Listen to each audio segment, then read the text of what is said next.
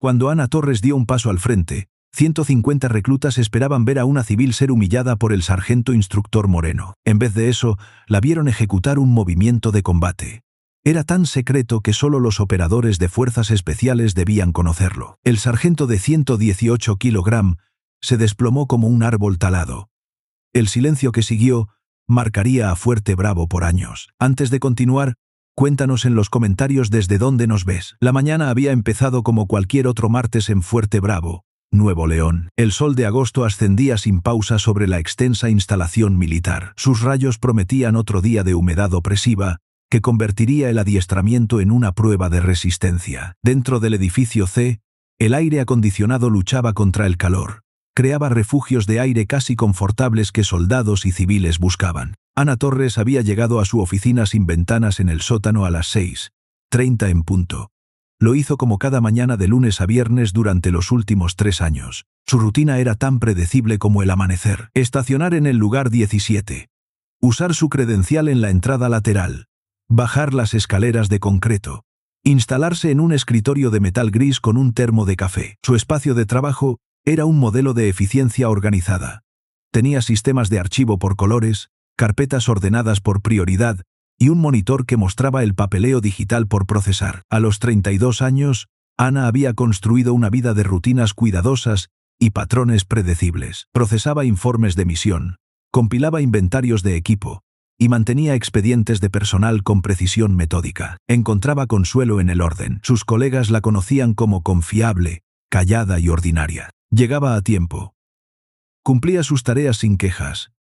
Se iba a las 4:30 cada día a su pequeño apartamento junto a la base. Para los soldados, ella era parte invisible de la infraestructura, tan esencial como los archivadores o las luces fluorescentes del techo. Cuando la notaban, era para entregar papeleo o preguntar por alguna solicitud perdida en la burocracia militar. El papeleo que procesaba contaba historias de drama y excelencia profesional.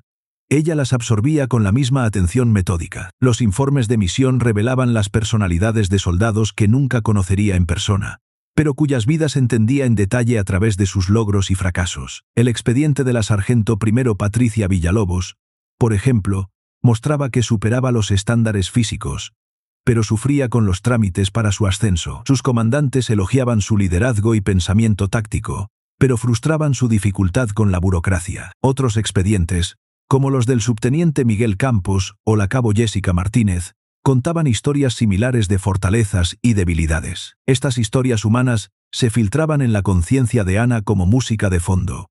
No interrumpían el ritmo de su rutina diaria. Mantenía límites profesionales. Entendía que involucrarse traía complicaciones, y las complicaciones rompían el equilibrio de su existencia predecible. Su apartamento reflejaba el mismo minimalismo organizado de su oficina. Muebles funcionales, libros ordenados por tema, una cocina con lo exacto para sus comidas semanales. Encontraba satisfacción en completar tareas, organizar información y mantener sistemas eficientes. Las pocas relaciones que mantenía eran manejadas para evitar enredos emocionales. Intercambiaba cortesías con vecinos como Lasra Cano, una viuda anciana a quien a veces ayudaba con las compras. Estas interacciones eran amistosas pero limitadas, centradas en asuntos prácticos. En el trabajo, participaba lo justo en eventos sociales, como cumpleaños o fiestas de fin de año. Contribuía a los regalos, asistía a ceremonias y mantenía relaciones cordiales sin permitir que nadie se acercara demasiado. Esta distancia no era calculada, sino instintiva. Una sensación de que el escrutinio podría revelar inconsistencias que no podía explicar. Su memoria de la vida antes de Fuerte Bravo era vaga y fragmentada.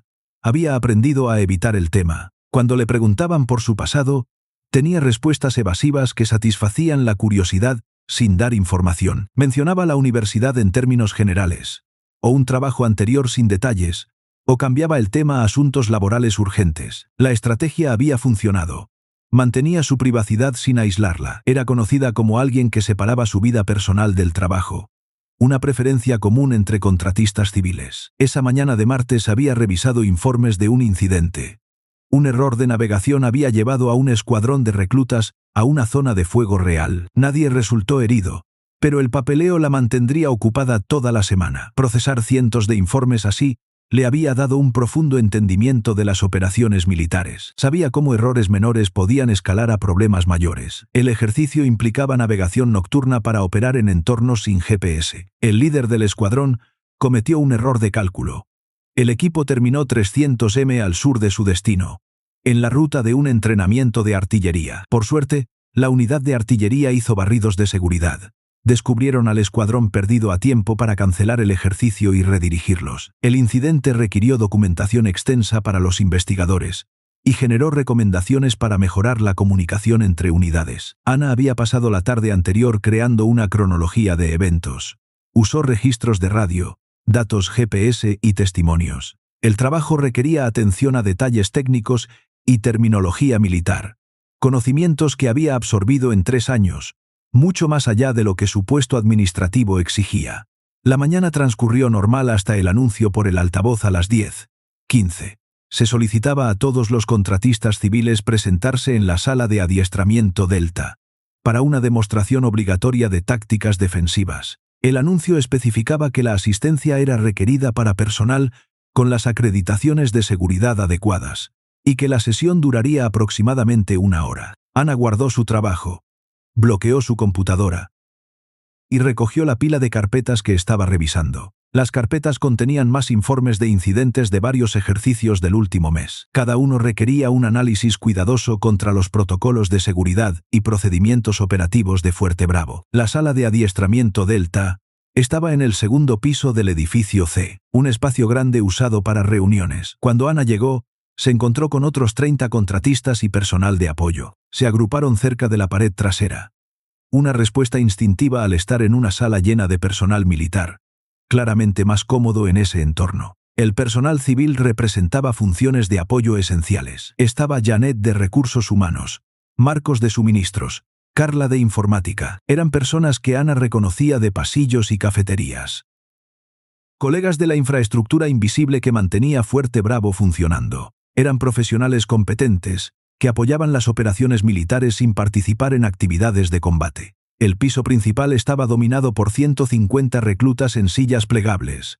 Sus uniformes impecables, su atención al frente. Allí, la general de división Patricia Herrera estaba de pie detrás de un atril. La general era una mujer de unos 50 años. Tenía el pelo plateado en un moño reglamentario y un porte que imponía respeto. Su historial era material de leyenda en el ejército.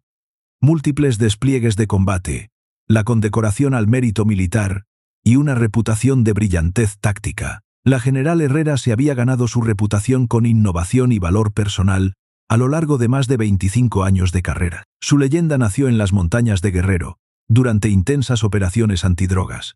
Allí comandó una unidad logística que mantuvo las líneas de suministro en territorio hostil. Su habilidad para anticipar tácticas enemigas evitó numerosas emboscadas. Le ganó el reconocimiento de sus superiores, que entendían el valor crítico de la logística. Después, lideró un contingente en una compleja misión de paz.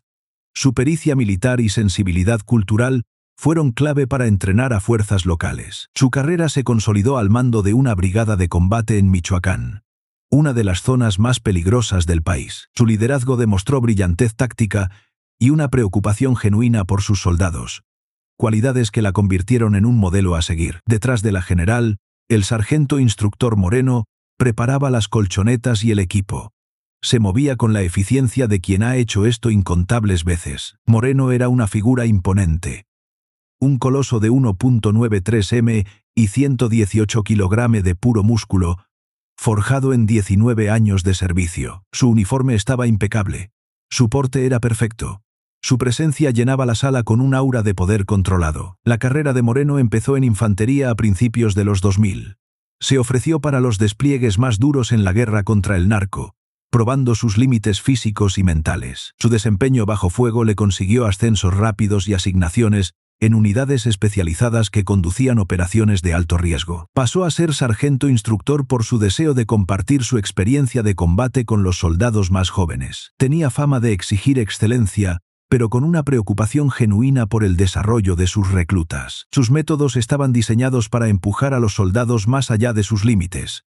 Les enseñaba las habilidades y la fortaleza mental para sobrevivir en combate. Entendía que la diferencia entre entrenar y acosar estaba en la habilidad del instructor para construir confianza y competencia, no para quebrar la moral. La demostración debía ser educativa, pero Ana veía que muchos reclutas esperaban también un poco de entretenimiento. El objetivo era mostrar cómo reaccionan los civiles ante combatientes entrenados.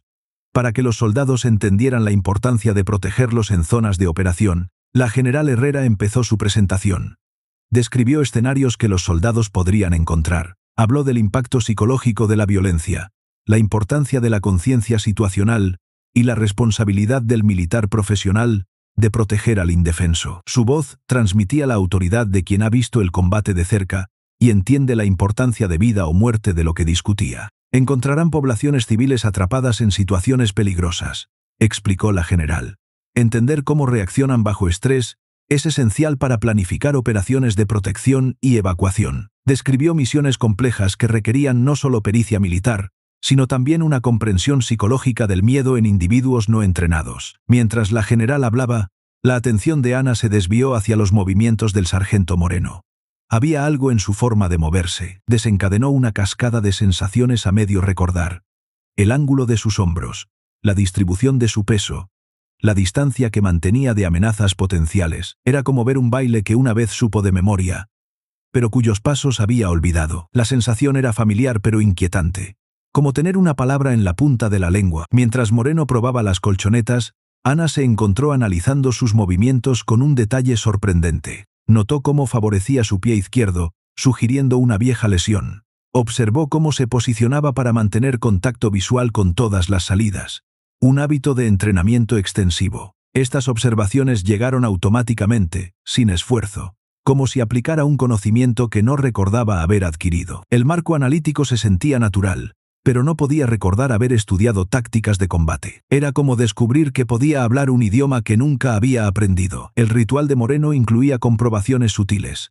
Probó la elasticidad de la colchoneta, ajustó las luces para eliminar sombras y, lo más importante, estableció líneas de visión claras para los reclutas. Su minuciosidad hablaba de años de experiencia.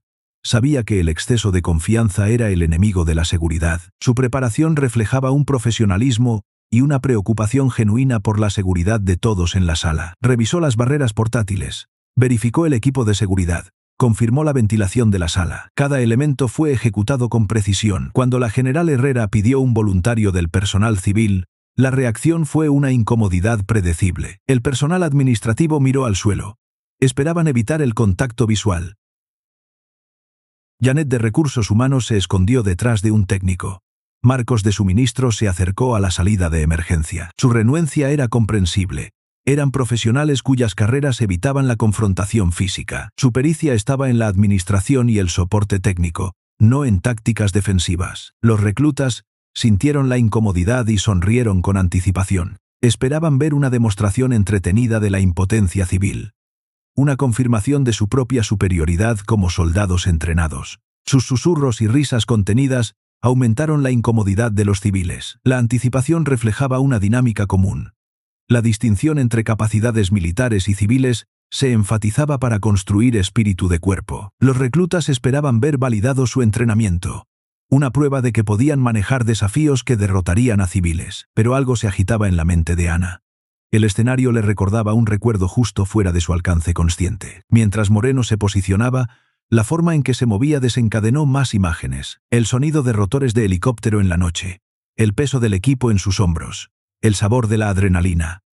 Las sensaciones eran vívidas, desorientadoras, como recordar un sueño a mitad del día. Se encontró catalogando automáticamente los elementos tácticos de la sala.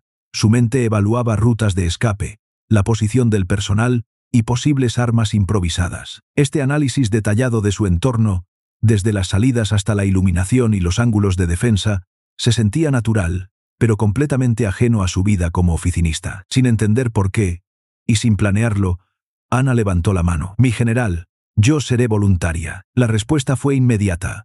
Risas recorrieron a los reclutas. Hubo susurros sobre la oficinista jugando al soldado. Incluso sus compañeros de oficina parecían avergonzados, como si hubiera roto un protocolo no escrito. Su reacción reflejaba el acuerdo tácito de que había límites claros entre sus roles y los del personal militar. La general Herrera la estudió por un momento. Notó su apariencia ordinaria, su ropa de civil. Pero algo en la postura de la mujer captó su ojo entrenado. Un cambio sutil que sugería una confianza inesperada. La experiencia de la general le había enseñado a ver más allá de las apariencias. Sabía reconocer la competencia oculta. ¿Está segura, señorita Torres?, preguntó la general, leyendo su credencial. Esta demostración puede ser exigente. Ana asintió, dejando sus carpetas en una mesa con su cuidado metódico habitual. Entiendo, mi general. Me gustaría ayudar con el adiestramiento. Mientras caminaba hacia el centro de la sala, algo fundamental cambió en su conciencia. El murmullo se desvaneció. Fue reemplazado por una atención hiperenfocada en el espacio, las amenazas y las tácticas. Su respiración se profundizó. Su peso se distribuyó uniformemente. Sus manos se relajaron a sus costados, listas para reaccionar. Estos ajustes ocurrieron sin pensamiento consciente. Su cuerpo recordaba protocolos que su mente había olvidado. La transformación fue sutil pero profunda. Su postura cambió de la de una oficinista a la de una combatiente preparada. Sus ojos empezaron a escanear la sala sistemáticamente, calculando ángulos y distancias. Su conciencia se expandió. Notó armas improvisadas, posibles coberturas, el nivel de ruido ambiental y las condiciones de luz. Moreno sonrió con confianza mientras ella se acercaba. Había hecho esta demostración docenas de veces, con voluntarios que iban desde tímidos oficinistas hasta contratistas demasiado confiados. La rutina era siempre la misma, un acercamiento lento y controlado para demostrar la técnica mientras mantenía al voluntario seguro. Su confianza se basaba en la experiencia. Los civiles reaccionaban de formas predecibles. La mayoría se congelaba. Otros intentaban movimientos torpes y fáciles de contrarrestar. Unos pocos retrocedían, dándole la oportunidad de hablar sobre posicionamiento. «Lo que quiero que haga, señorita Torres», dijo Moreno, su voz resonando en la sala silenciosa, «es reaccionar de forma natural cuando me acerque. No lo piense demasiado. No intente recordar nada de las películas. Solo haga lo que sienta instintivo». La palabra instintivo desbloqueó algo profundo en la conciencia de Ana. Recuerdos parpadearon en su mente. Un dosel de jungla visto con visión nocturna. El golpe rítmico de rotores de helicóptero. Voces urgentes por la radio. El caos controlado de operaciones tácticas, donde decisiones de una fracción de segundo significaban éxito o fracaso catastrófico. Por un momento, se sintió desorientada, como si estuviera en dos lugares a la vez. La estéril sala de adiestramiento y un lugar húmedo y peligroso que existía en fragmentos de memoria. La conciencia dual era inquietante pero no desconocida. Como recordar la sensación de volar en un sueño. Los recuerdos fragmentados incluían sensaciones imposibles de reconciliar con su rol de oficinista. Recordaba el peso del equipo táctico, la sensación de las gafas de visión nocturna, el sonido de diferentes aeronaves militares, y la oscuridad de un territorio hostil. Moreno comenzó su acercamiento con los movimientos controlados de un depredador que nunca había encontrado resistencia. Su técnica era de manual, pasos medidos, manos posicionadas para demostrar sin amenazar, una expresión seria para mantener la atmósfera educativa. Su mano derecha se extendió hacia el hombro de Ana, un agarre lento y demostrativo para enseñar cómo romperlo. El movimiento fue deliberado, telegrafiado, diseñado para darle tiempo a la voluntaria para reaccionar de forma torpe. Moreno esperaba la respuesta habitual: pánico, un manotazo inútil o un tropiezo al retroceder. Pero mientras los dedos de Moreno se acercaban, el cuerpo de Ana respondió con memoria muscular. Eludió su mente consciente por completo. Su mano izquierda se alzó en un arco interceptor perfecto. Desvió el brazo de Moreno con una sincronización precisa. Al mismo tiempo dio un paso adelante y a un lado, maximizando su palanca y minimizando su exposición. El movimiento fue fluido y económico, sin un gesto de más. Su mano derecha encontró la muñeca de Moreno con un agarre que hablaba de años de entrenamiento especializado. Sus dedos se colocaron en puntos de presión específicos, aplicando la fuerza justa para controlar su brazo sin causar daño. Su técnica demostraba un conocimiento de la anatomía humana que iba mucho más allá de los primeros auxilios básicos. Los puntos de presión que atacó eran lugares donde los nervios pasan cerca del hueso, capaces de interrumpir la función motora temporalmente. El conocimiento para explotar estas vulnerabilidades es típico solo de personal con entrenamiento médico avanzado o de combate especializado. Lo que sucedió a continuación duró menos de 2 segundos, pero para todos, se desarrolló en cámara lenta. Usando el propio impulso de Moreno en su contra, Ana giró sus caderas con la gracia de una bailarina. La técnica fue un ejemplo perfecto de usar la fuerza del oponente en su contra, redirigiendo su energía agresiva. Moreno se encontró en el aire antes de entender qué pasaba. Este derribo se ejecutó con tal precisión que no tuvo oportunidad de detener su impulso o ajustar su posición. Voló en un arco perfecto que demostró no solo la efectividad de la técnica, sino la habilidad extraordinaria para aplicarla contra alguien de su tamaño. El aterrizaje fue controlado para evitar lesiones graves, pero lo suficientemente enfático para no dejar dudas sobre quién tenía el control. La física de la proyección requería un entendimiento de momento, palanca y mecánica corporal. Se enseña solo en adiestramientos militares o de artes marciales avanzados. El tiempo y la ejecución demostraban miles de horas de práctica. El tipo de entrenamiento que produce respuestas instintivas. La sala de adiestramiento cayó en un silencio atónito. Moreno yació en el suelo por varios segundos. Miraba al techo con una expresión aturdida que no tenía que ver con el impacto, sino con la imposible perfección de la técnica. En 19 años de servicio, incluyendo despliegues de combate, había sido derribado por todo tipo de oponentes. Pero esto era diferente. El movimiento de Ana había sido impecable, ejecutado con una precisión que solo podía venir de un entrenamiento extensivo y altamente especializado. La técnica en sí era reconocible para cualquiera con adiestramiento de combate avanzado. Sin embargo, era imposible que una contratista civil la conociera. Moreno la había visto solo una vez, durante una sesión informativa clasificada sobre tácticas de guerra no convencionales, impartida por instructores del Cuerpo de Fuerzas Especiales. Esa sesión informativa se había realizado en una instalación secreta. Asistió personal con acreditaciones de seguridad del más alto nivel. Las técnicas demostradas allí estaban diseñadas para operativos en situaciones donde las respuestas convencionales eran inadecuadas. La general Herrera dio un paso al frente. Su interés casual se transformó en una aguda atención profesional, enfocada en Ana. Mientras Moreno se ponía de pie, sacudiéndose el polvo, la general estudiaba a la mujer que acababa de plantear serias preguntas sobre su identidad. La experiencia de la general en evaluar personal le permitía reconocer signos de adiestramiento especializado que no eran obvios. Había visto soldados cuyos expedientes no reflejaban sus verdaderas capacidades. Individuos con experiencia clasificada que requería un manejo delicado. Ana estaba de pie en el centro de la colchoneta. Su respiración era estable, sus gafas en su sitio, su compostura intacta. Pero algo en ella era diferente.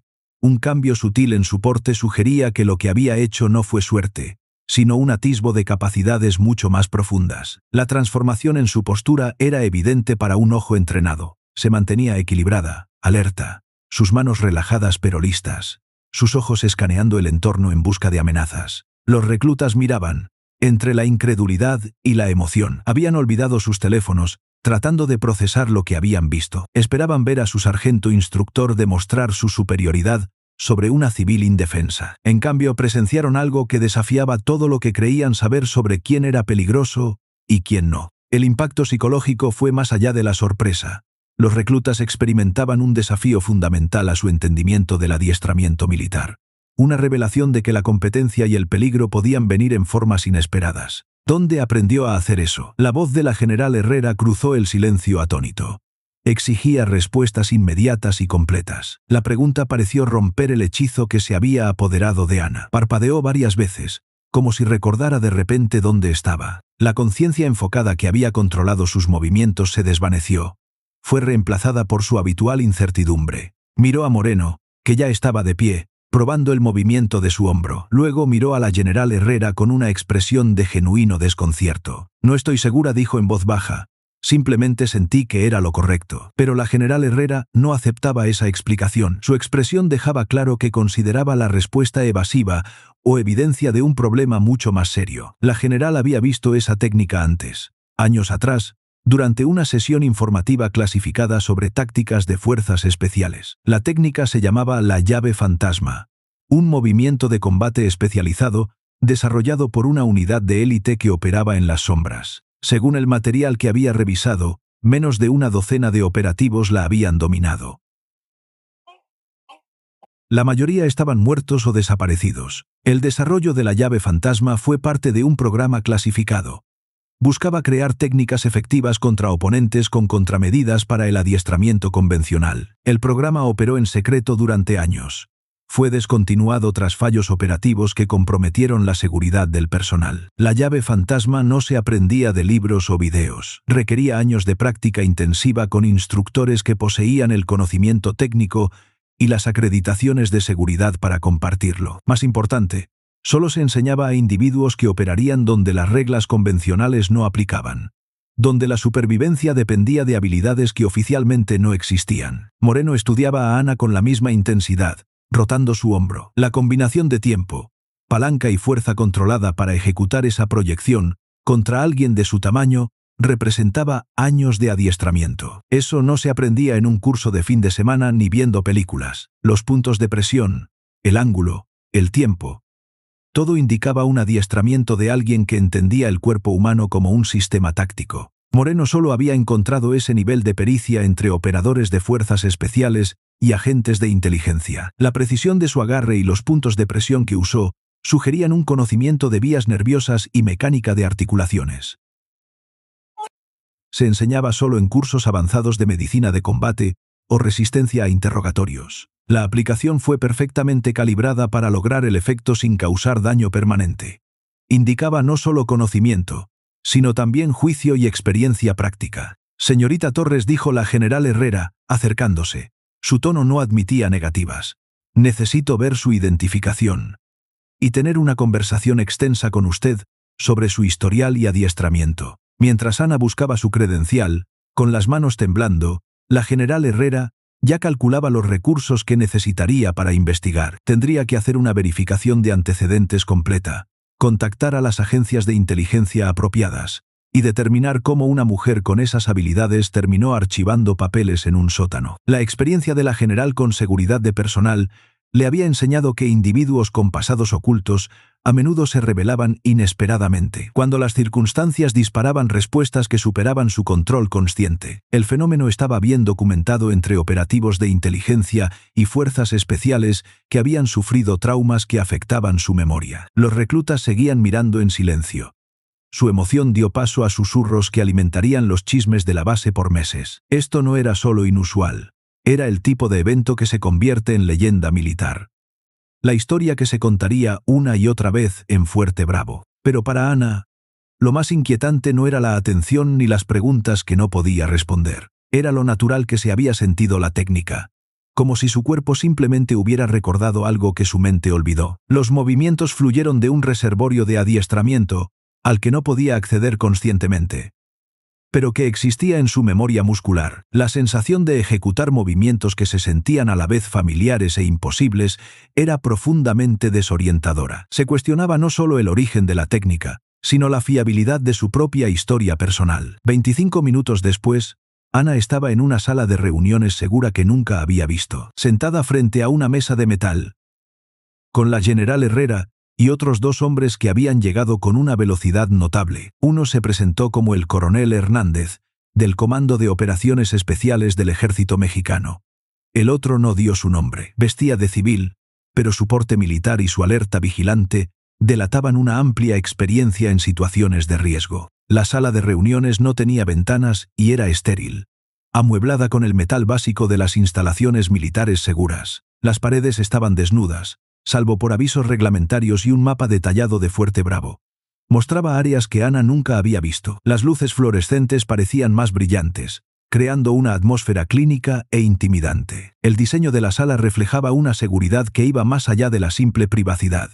La falta de ventanas eliminaba puntos de vigilancia. La disposición de los muebles ofrecía líneas de visión claras. El mapa en la pared incluía áreas restringidas.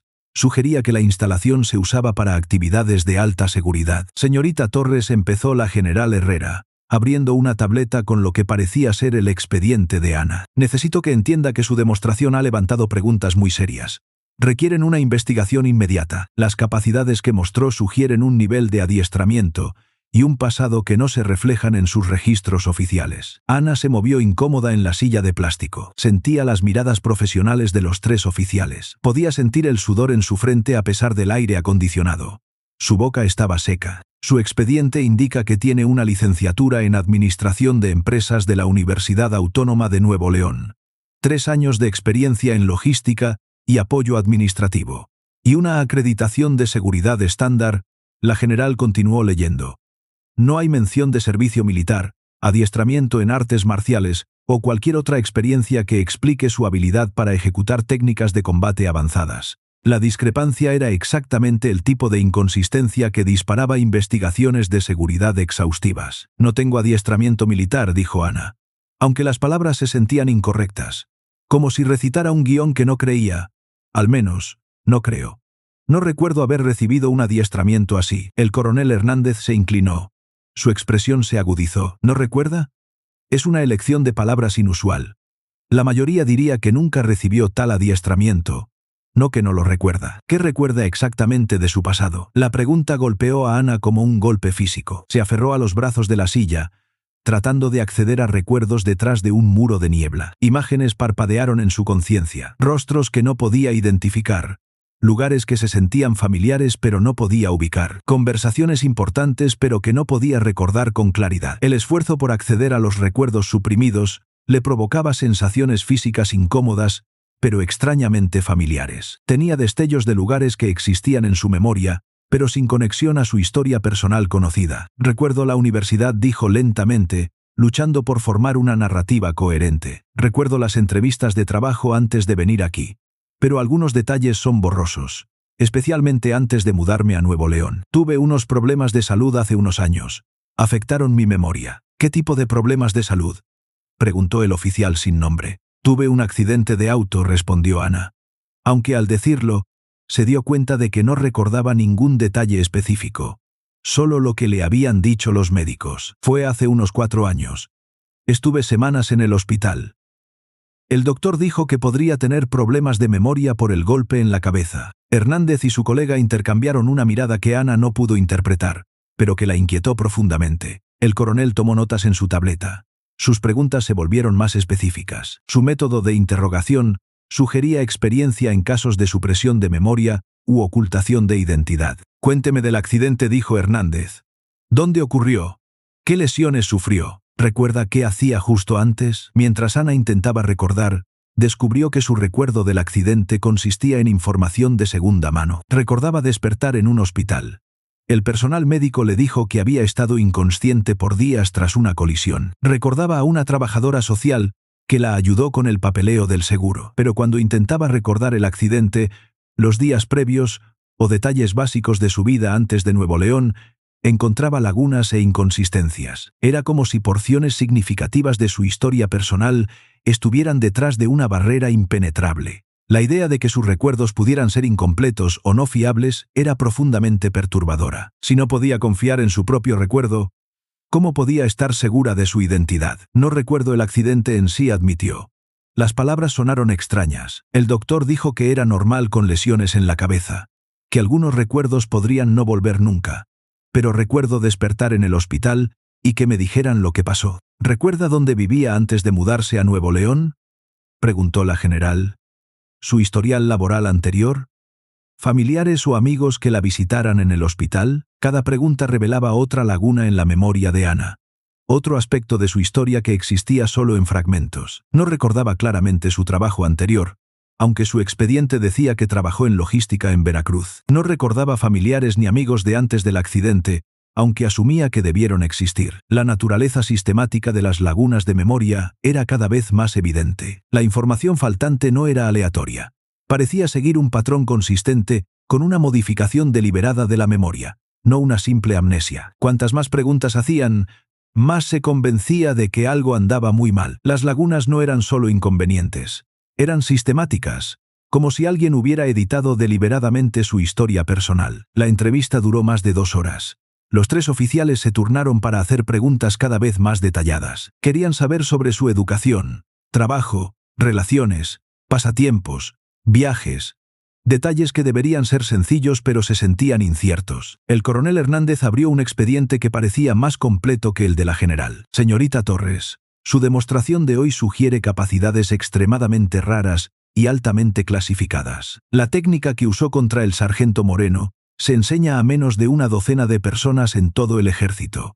Todos ellos tienen acreditaciones y pasados documentados al extremo detalle. No entiendo qué sugiere, dijo Ana, aunque una parte de ella empezaba a sospechar. Lo que sugerimos, dijo el oficial sin nombre, es que su historial oficial puede no ser del todo exacto. Los problemas de memoria que describe, combinados con las habilidades que demostró, sugieren que pudo haber tenido experiencias que han sido deliberadamente ocultadas o suprimidas. La general Herrera cerró su tableta y se reclinó.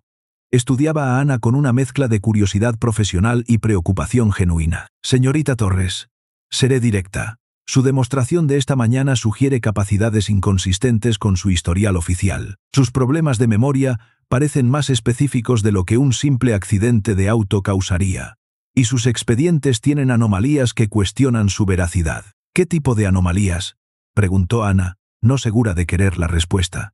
Lagunas en su historial laboral que no coinciden con la línea de tiempo que describe. Registros educativos que existen, pero carecen de la información académica detallada que las universidades conservan. Registros médicos de su accidente con inconsistencias sobre la naturaleza de sus lesiones. Los problemas de documentación sugerían un patrón consistente con identidades construidas o programas de protección de testigos. El coronel Hernández abrió su tableta, mostrando un archivo mucho más detallado. Señorita Torres, voy a pedirle que se someta a una revisión de seguridad y una evaluación médica exhaustivas. Su desempeño de hoy demuestra capacidades con implicaciones de seguridad nacional. Necesitamos determinar cómo las adquirió y por qué no lo recuerda. Las implicaciones de sus palabras empezaron a calar. La vida tranquila de Ana estaba a punto de ser desmantelada por gente cuyo trabajo era descubrir secretos. La perspectiva era aterradora y extrañamente atractiva. Como si una parte de ella hubiera estado esperando este momento. ¿Estoy en problemas?, preguntó. Sospechaba que la respuesta era complicada. No en problemas en el sentido convencional, replicó la general Herrera. Pero la gente que puede ejecutar esa técnica no aparece al azar en puestos administrativos militares. Ese movimiento se enseña a un grupo muy específico y pequeño. Necesitamos saber cómo lo aprendió y por qué no lo recuerda. La investigación involucraría recursos de múltiples agencias. El personal con adiestramiento oculto requería investigadores que entendieran la complejidad de la modificación de memoria, la construcción de identidades y la seguridad operativa. La entrevista concluyó. Se programaron evaluaciones médicas, psicológicas y de seguridad para Ana. Empezarían a la mañana siguiente. Le indicaron que tomara una licencia administrativa y estuviera disponible para una investigación prolongada. Mientras la escoltaban de vuelta a su oficina, Ana sintió que veía su familiar espacio de trabajo por primera vez. La pila de informes, el sistema de archivo, los pósters en las paredes. Todo parecía la utilería de una obra que había estado representando sin conocer el guión. Sus manos se movieron automáticamente. Cerró sesión en los sistemas y aseguró los documentos clasificados. Pero su mente estaba en otra parte, tratando de reconciliar a la oficinista eficiente con la persona que acababa de demostrar habilidades de combate que no recordaba. La desconexión era profunda, inquietante, como descubrir que había estado viviendo la vida de otra persona. Esa tarde, conduciendo a casa, tomó una ruta diferente a la habitual. Sus manos parecieron saber qué calles tomar. Revisaba los espejos en busca de vigilancia.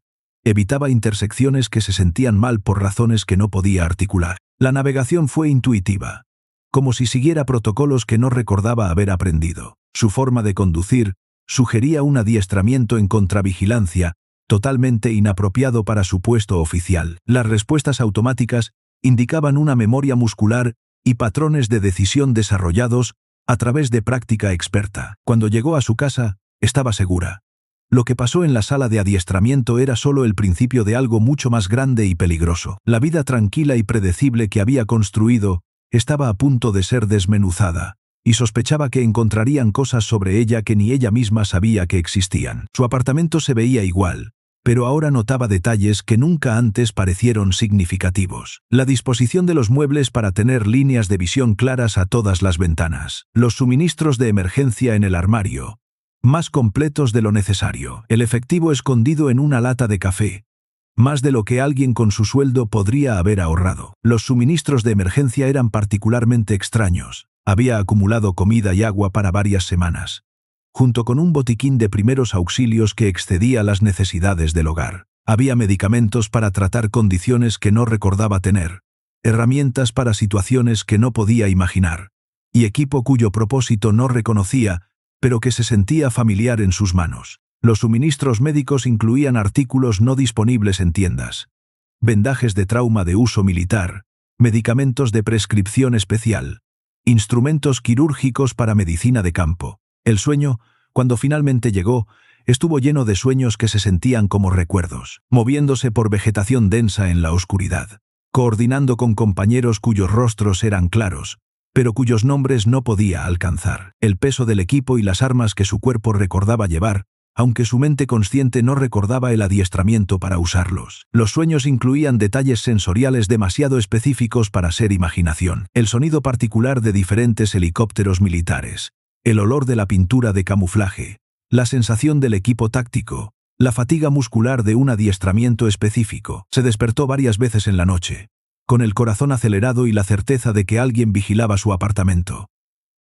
Pero cada vez que miraba, la calle estaba vacía. La sensación de ser observada era probablemente paranoia por el estrés, pero se sentía tan real que revisó las cerraduras y ventanas con el esmero de alguien con razones para temer visitas no deseadas. La mañana siguiente trajo una llamada de la general Herrera.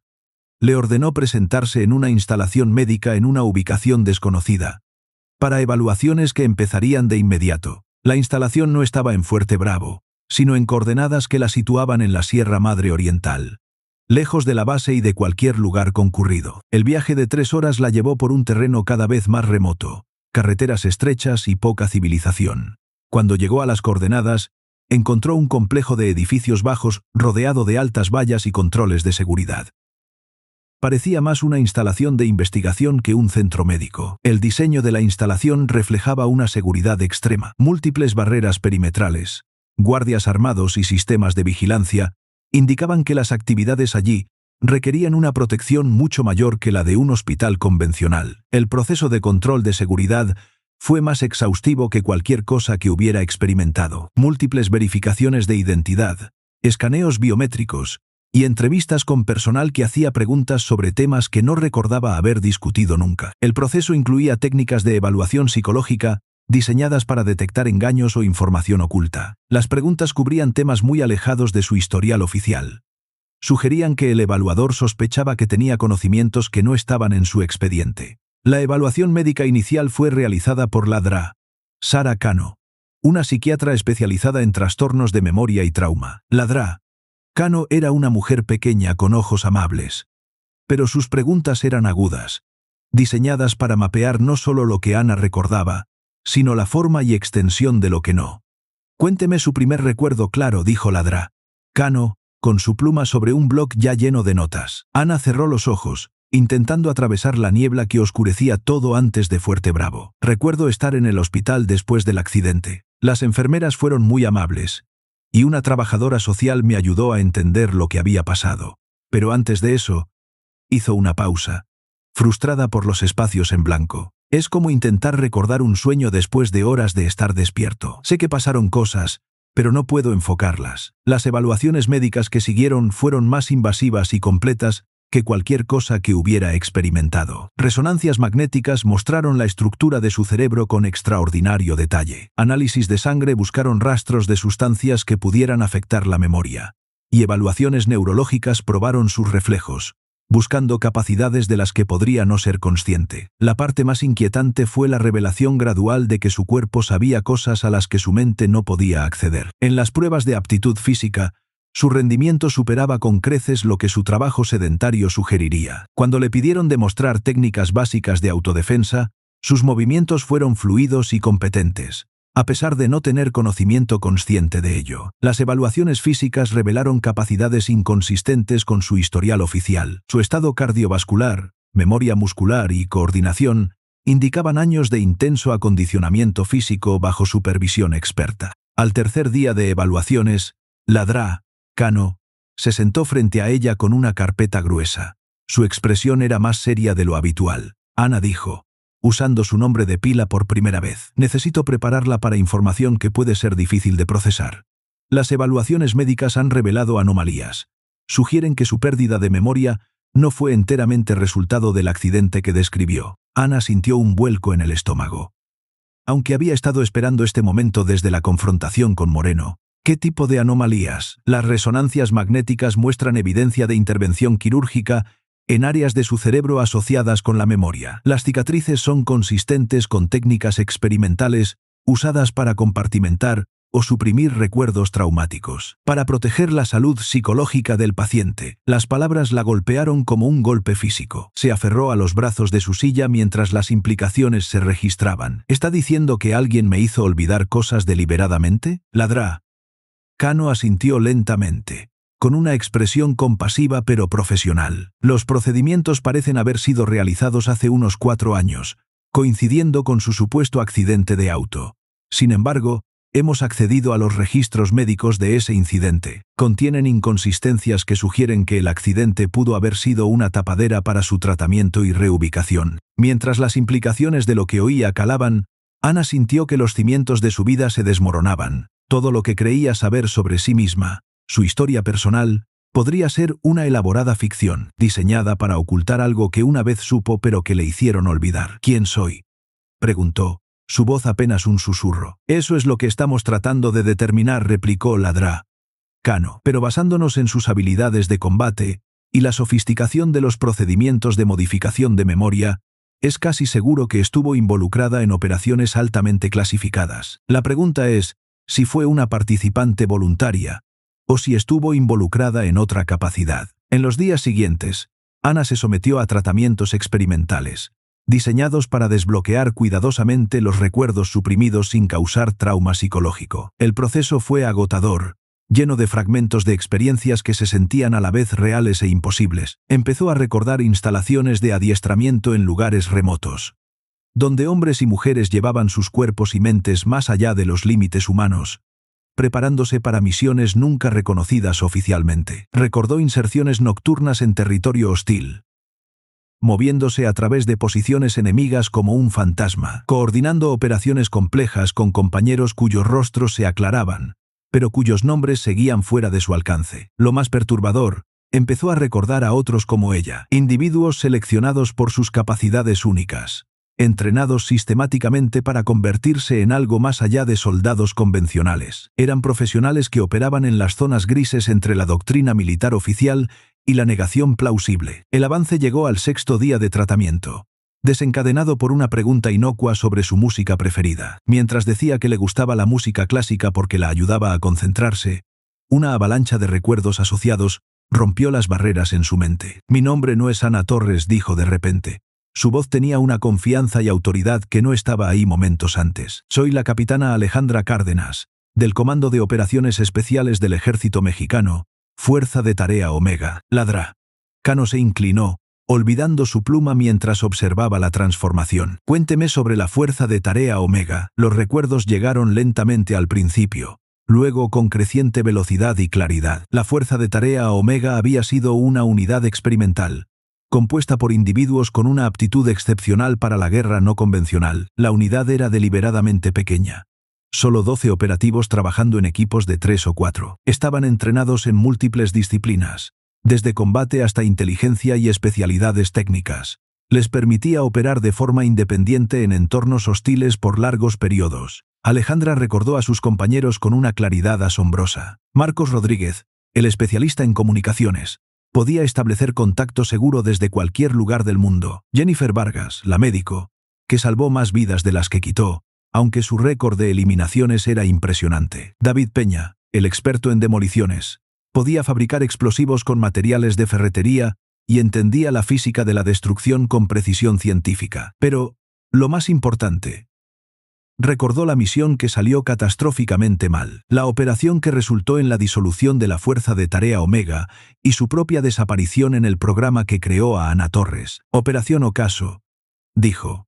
La designación llevaba peso y dolor. Nos enviaron a neutralizar una célula terrorista que había adquirido material nuclear y planeaba usarlo contra ciudades importantes. La misión estuvo comprometida desde el principio, aunque el equipo no se dio cuenta de la magnitud de la traición hasta que estuvieron en lo profundo de territorio enemigo, enfrentando una oposición que claramente los esperaba. A la célula terrorista se le había proporcionado información detallada sobre las capacidades, el tiempo y las rutas de aproximación de la Fuerza de Tarea Omega. Convirtieron una operación directa en una emboscada orquestada para eliminar a todo el equipo. «Nos traicionaron», continuó Alejandra, su voz endureciéndose a medida que más recuerdos afloraban. Alguien en nuestra cadena de mando nos vendió a la gente que debíamos detener. Todo mi equipo murió en la emboscada. Yo sobreviví solo porque estaba en puesto de vigilancia de comunicaciones a 1 kilómetro del objetivo principal. Las consecuencias fueron rápidas y decisivas. En lugar de arriesgar una investigación pública que pudiera exponer a la Fuerza de Tarea Omega, la miembro superviviente, Alejandra Cárdenas, fue declarada oficialmente muerta en acción. Al mismo tiempo, fue ingresada en un programa de modificación de memoria para proteger su seguridad y la de unidades similares. Me dijeron que era la única forma de mantenerme viva, dijo, con lágrimas corriendo por su rostro mientras lloraba a sus compañeros. La gente que nos traicionó seguía ahí fuera, en posiciones de autoridad. Si sabían que había sobrevivido, intentarían terminar lo que empezaron. Ladrá. Cano tocó la mano de Alejandra. Lamento todo lo que ha pasado. Y lamento lo que está a punto de enfrentar. Pero necesita entender que su situación está a punto de volverse mucho más peligrosa. Las personas que traicionaron a su equipo ahora saben que Ana Torres demostró técnicas de combate clasificadas en Fuerte Bravo. Saben que está viva. Y saben que sus recuerdos están volviendo, como si sus palabras la hubieran invocado. La general Herrera apareció en la puerta. Su expresión era sombría, con una urgencia que sugería que la situación había escalado. Capitana Cárdenas dijo, usando su nombre real por primera vez, necesitamos hablar de inmediato. Fuentes de inteligencia indican que fuerzas hostiles están desplegando operativos para eliminarla. Antes de que pueda identificar al responsable de la traición original, Alejandra se puso de pie. Sintió la fuerza y el propósito volver a su cuerpo mientras su verdadera identidad se reafirmaba. La eficiencia silenciosa de Ana Torres estaba a punto de ser aplicada a mantenerse con vida, a conseguir justicia para sus compañeros asesinados, y a evitar que lo mismo le pasara a otros operativos. Mi general dijo, adoptando un porte militar tan natural como respirar. Estoy lista para terminar la misión. La mujer que salió de esa sala de evaluación ya no era la oficinista invisible del sótano del edificio C. La capitana Alejandra Cárdenas, última superviviente de la Fuerza de Tarea Omega, estaba de vuelta en estado operativo. Y tenía asuntos pendientes con la gente que había intentado borrarla. La vida tranquila de Ana Torres había terminado, reemplazada por algo mucho más peligroso e infinitamente más determinado a que se hiciera justicia. Y en algún lugar del laberíntico mundo de la inteligencia y los programas clasificados, los que orquestaron la traición original estaban a punto de descubrir que su encubrimiento cuidadosamente planeado acababa de sufrir un fallo crítico. La caza de los traidores que destruyeron la Fuerza de Tarea Omega estaba a punto de comenzar, y esta vez, ellos serían los tomados por sorpresa. Si esta historia te resonó, suscríbete al canal y activa la campana para no perderte lo que viene.